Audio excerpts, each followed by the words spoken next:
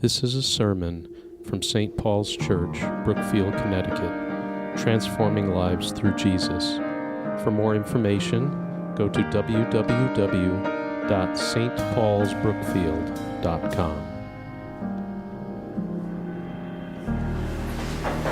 In the name of the Father, the Son, and the Holy Spirit. Amen. Please sit.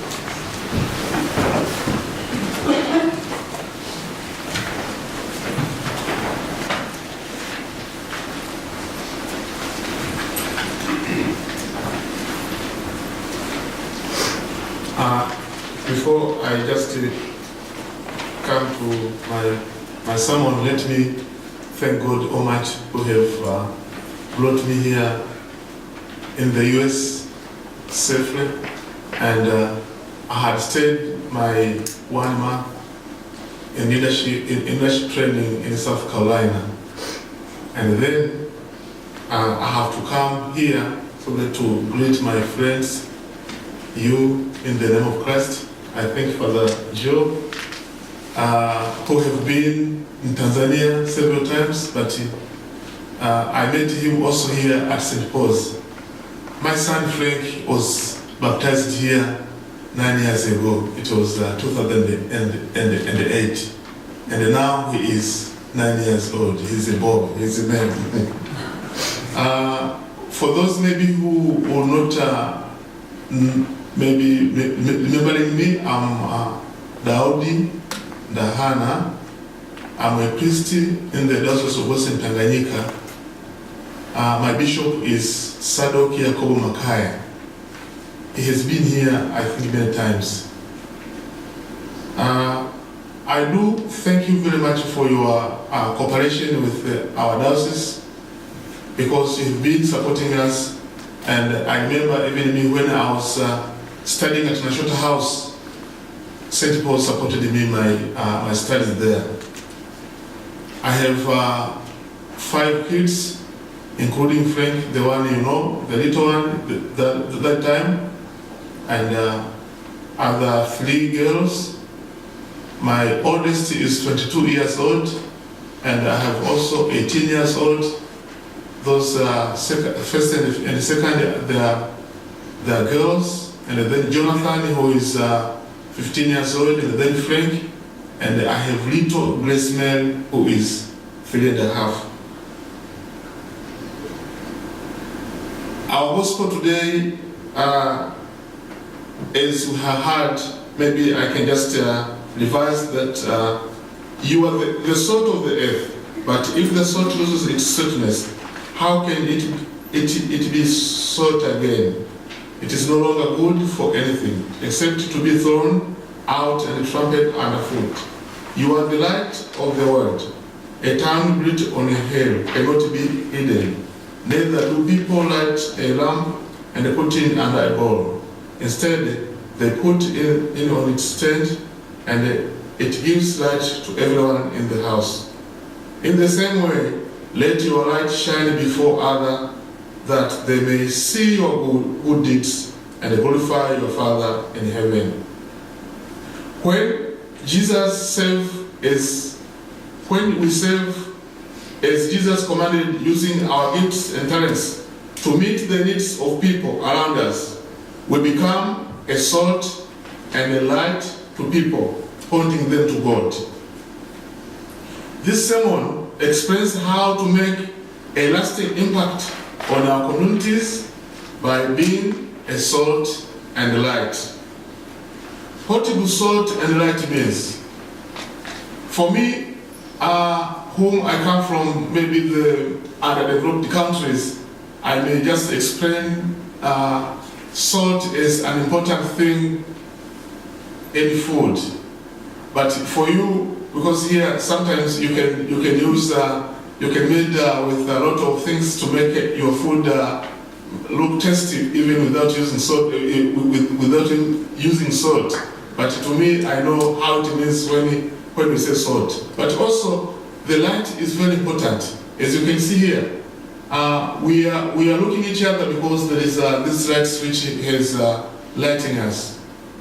So, how to do salt and the light do. You are the salt of the earth. If someone is genuine, useful, honest, straightforward, and without hypocrisy, we say he is the salt of the earth type of a person.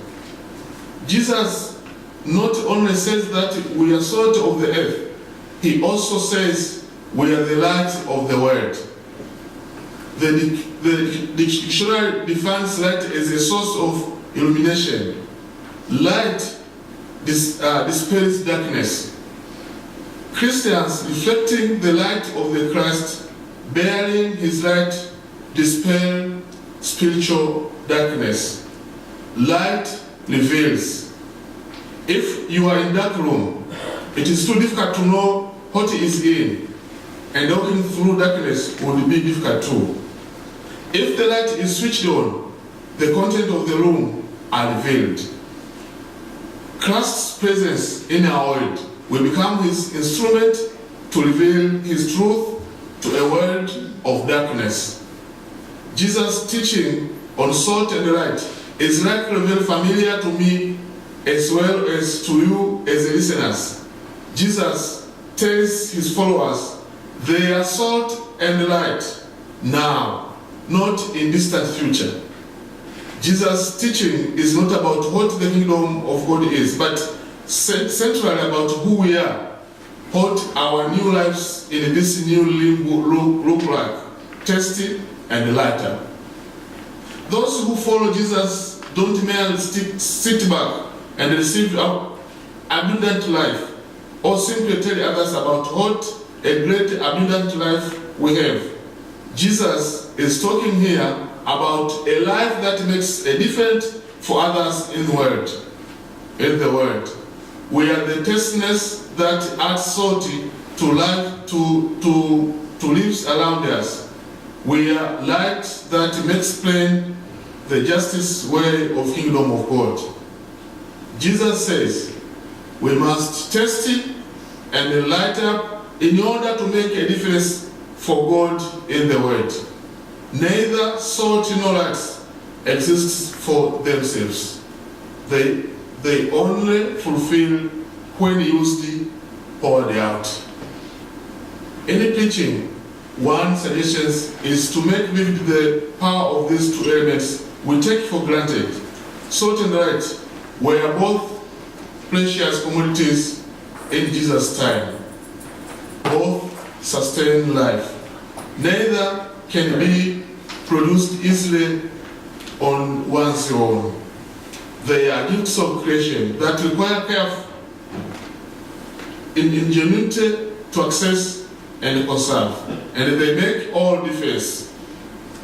The season of Epiphany is a great time to pray with light in worship, to remind us of its power and of our dependence on it. This passage from Matthew presents a great opportunity to preach about evangelism. Evangelism is good news.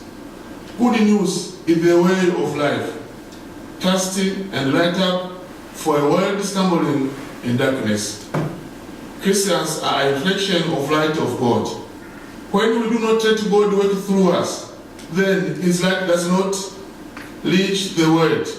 All good things to do with God are light, while sin is often parallel with darkness. Let me conclude my sermon by quoting one who has translated Matthew 5:13-16 as follows. He said that, keep open house, be generous with your lives. By opening up to others, you will prompt people to open up with God, this generous Father in heaven. So live the tasty and light up life. Amen.